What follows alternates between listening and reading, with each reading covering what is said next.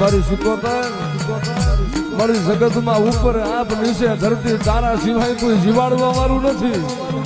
અને ભલા માણસ જો કદાચ હાથમાં પતારમાં પડ્યું હોય જો દુઃખ જો દરિયામાં લઈને હાલી ન જવું ને તો એ તો અમીર સુમરાની સિકોતર નો આવ્યો.